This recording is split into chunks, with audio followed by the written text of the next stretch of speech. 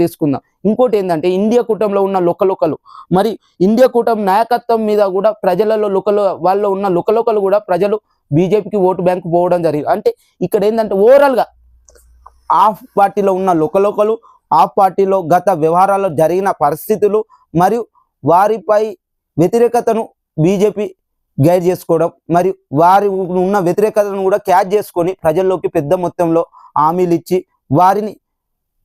హామీలను కూడా ప్రజల్లోకి తీసుకువెళ్లారు బీజేపీ పార్టీ. అంటే దానిలో కూడా సక్సెస్ కావడం జరిగింది బీజేపీ పార్టీ.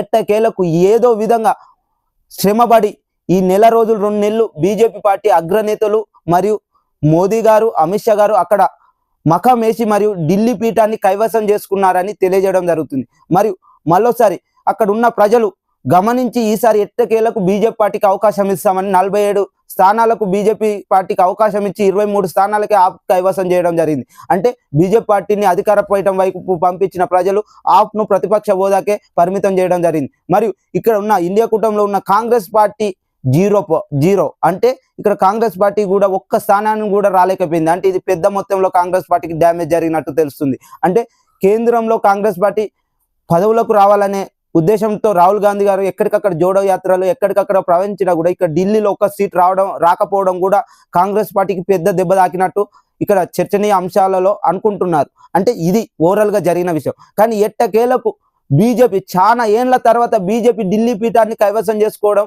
ఇది ఎంతో బీజేపీ శ్రేణులలో ఆనందంగా ఉందని అక్కడ ఉన్న ఢిల్లీ ప్రజలు మరియు ఇక్కడ ఉన్న తెలంగాణ ప్రతి రాష్ట్ర ప్రజలు అమిత్ షా గారు, మోడీ గారు తెలియజేయడం జరుగుతుంది.